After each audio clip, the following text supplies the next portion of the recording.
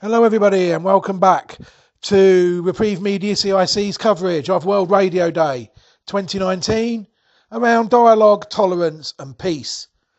What we've got coming up for you now is another interview. UNESCO kindly spoke to Mrs. Brigitte Alapan, a renowned and influential tax specialist and writer whose expertise is sought by governments, NGOs, and private companies. Brigitte was trained at Harvard and then returned to the University of Quebec in Montreal. She keeps Syria close to her heart, as well as the name of her paternal family from Aleppo.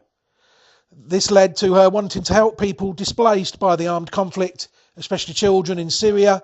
A friend told her about the magic of radio and its ability to cross borders. It was enough for her to find free time and found her station, Radio Dodo, of which she is both the soul and the lighthouse. We must say quickly, this interview is in French, but for all the English-speaking listeners, don't worry, we will put up a full transcript on the website in due course. Here's the interview now. Merci d'être avec nous aujourd'hui pour nous parler de la Journée mondiale de la radio 2019. Vous avez fondé une initiative radiophonique pour les enfants victimes de guerre intitulée Radio Dodo. Pouvez-vous nous en dire un peu plus sur ce projet? Oui, Radio Dodo est une radio internationale dédiée aux enfants victimes des guerres ou de toute forme de violence. Et l'idée, dans le fond, c'est d'essayer de les accompagner le soir au moment du dodo pour essayer d'aider, de les aider à faire de beaux rêves et d'oublier leurs inquiétudes, peut-être l'atmosphère de violence dans laquelle ils vivent. Donc, Radio Dodo leur prépare une émission de radio qui dure environ 1 heure et qui est remplie de musique, des contes, des histoires. Et chacune des émissions de radio porte sur un thème bien ciblé. Donc, il y a une partie éducative aussi à chacune des émissions. Et pour favoriser l'écoute des enfants et s'assurer que ça devienne vraiment une radio qui atteint le plus d'enfants possible. Cette année, nous, à chaque semaine, nous préparons 3 émissions de radio séparées, une en français, une en anglais et une en arabe. Donc, les enfants peuvent choisir l'émission de leur choix selon la langue qu'ils parlent. Ok. Qu'est-ce qui vous a motivé à lancer ce projet? En fait, moi, je suis née au Québec, comme on peut peut-être le deviner avec mon accent, et j'aime dire que mes origines sont moitié syrienne et moitié gaspésienne. De la Gaspésie, une région au bord du Saint-Laurent, ici au Québec. Et en 2004, je suis partie pour un grand voyage de plusieurs mois avec ma famille, et on a pris le temps d'aller en Syrie, évidemment, pour aller voir la ville d'Alep, d'où mon nom. Mon nom de famille, c'est Alepin de la ville d'Alep. Et c'est important pour moi d'aller avec mon fils pour lui montrer la ville de nos origines. Mon grand-père est venu ici au Québec il y a environ une centaine d'années, mon grand-père natif de Alep. Donc, j'ai vu en 2004 mon fils qui jouait avec des enfants dans la ville d'Alep. Puis on se sentait chez nous, on sentait que même si j'étais pas voilée ou que mon fils, c'était clair que nous étions des Québécois, il n'y avait pas de différence. Les enfants, ils ont accueilli mon fils comme si c'était un des leurs depuis toujours.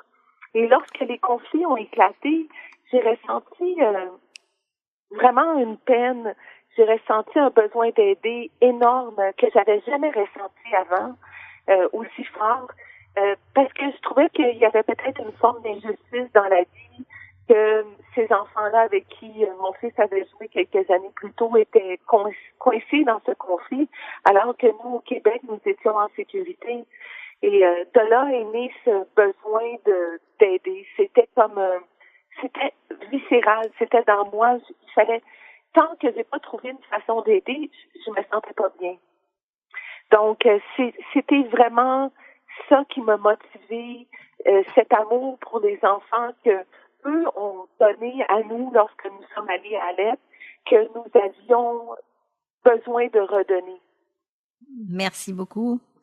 Pourquoi avoir choisi la radio pour venir en aide à ces enfants? Quel est l'apport de ces émissions dans leur vie?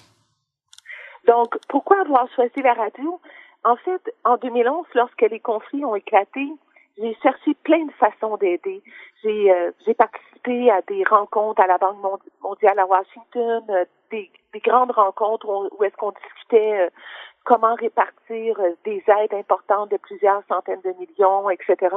Et j'ai constaté que il y avait, lorsque les gros conflits éclatent, c'est difficile de faire en sorte que les personnes qui sont coincées dans les conflits en tant que tels, et notamment, évidemment, les enfants, c'est difficile de pouvoir les aider parce que lorsque la guerre est là et que c'est très dangereux, évidemment, les organisations internationales vont pas nécessairement mettre la vie de leurs employés en péril pour rentrer dans les grandes zones de conflit. Donc, et moi, c'était important de pouvoir aider là-bas, pas uniquement les réfugiés qui ont évidemment beaucoup besoin d'aide aussi, mais c'était important d'aider les enfants qui sont coincés aussi dans les conflits. Et j'avais un bon ami qui a commencé à me parler de un projet sur lequel il travaillait, une radio, qui disait, tu sais, Brigitte, durant les moments de guerre, la radio joue un rôle important parce que, dans le fond, la radio traverse les frontières. Et c'était instantané à ce moment-là. J'ai trouvé une radio qui pourrait être destinée uniquement aux enfants, puis que ça serait une radio internationale où est-ce que, dans le fond, tous les enfants s'identifient dans cette radio-là. Ils sont n'importe où est-ce qu'ils vont sur la planète, s'ils deviennent réfugiés, la radio les suit d'une place à l'autre, ou est-ce que pour eux, ils se retrouvent en famille, les enfants ensemble, à travers la radio. Merci beaucoup. Et à votre autre question, quelle est la part de ces émissions dans leur vie? En fait, les émissions, nous, on espère vraiment que ces émissions-là vont devenir une partie de leurs habitudes, de leur vie, qui vont avoir un réflexe. Ce soir, je vais écouter une émission de Radio Dodo en me couchant, que pour eux, ça devienne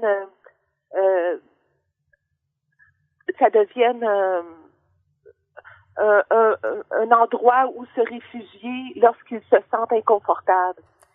Quelle est la contribution de la radio pour promouvoir la compréhension et la tolérance à l'égard des réfugiés? Donc, Radio Dodo, c'est une initiative qui est totalement neutre politiquement et religieusement, et évidemment totalement destinée aux enfants. Et nous faisons aucune différence entre les enfants. Nous estimons que tous les enfants méritent d'être réconfortés avant le dodo. Et évidemment, surtout les enfants qui sont victimes de guerre ou de violence.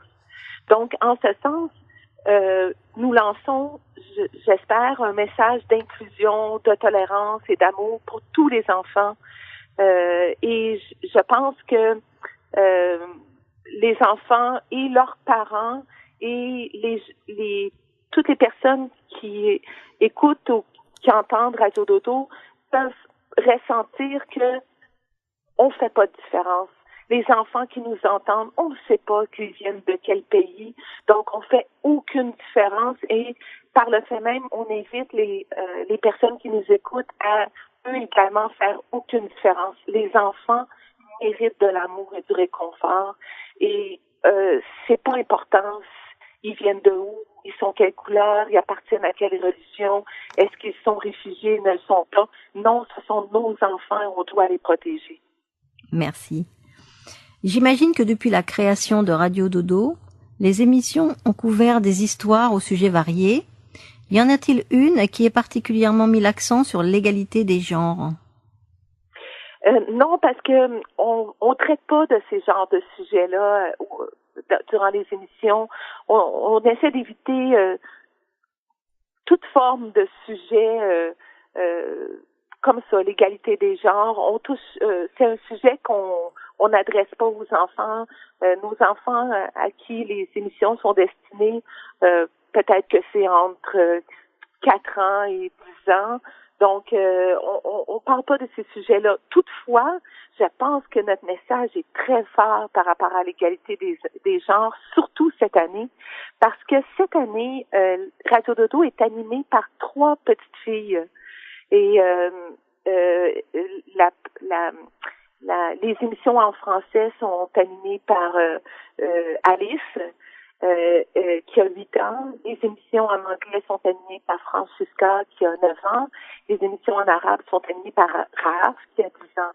Donc, en ce sens, donner le micro de la radio à 3 jeunes filles qui font un boulot exceptionnel, ça peut-être que ça envoie un message implicite qui n'a pas besoin de recevoir plus de commentaires que ça.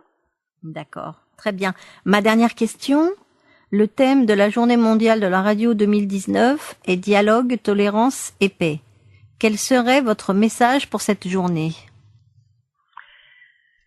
Dans le fond, mon message à moi personnel est très simple. Je dirais que si c'est vrai qu'on a juste une vie à vivre, pourquoi ne pas choisir de la vivre dans un dialogue de tolérance, dans un environnement de tolérance, dans un environnement de dialogue et de paix. J'ai l'impression que c'est plus plaisant la vie dans ces circonstances, n'est-ce pas? Et je vous dirais aussi que bien souvent, oui, on peut faire des choses au niveau international pour promouvoir le dialogue, la tolérance et la paix, mais commençons aussi, pratiquons-nous dans nos familles, dans nos propres villages, à promouvoir le dialogue, la tolérance et la paix. C'est une bonne façon de se pratiquer, puis pour peut-être être plus efficace par la suite au niveau international. Et évidemment, la radio, c'est tellement un beau moyen, un beau média pour dialoguer entre nous au niveau international, puisque bien souvent, dans certaines régions de la Terre, Internet n'est pas accessible. Donc, la radio reste encore et il restera probablement toujours une façon extrêmement importante pour se comprendre et dialoguer entre nous. Merci beaucoup Brigitte pour votre témoignage et pour toutes ces informations sur cette très belle initiative.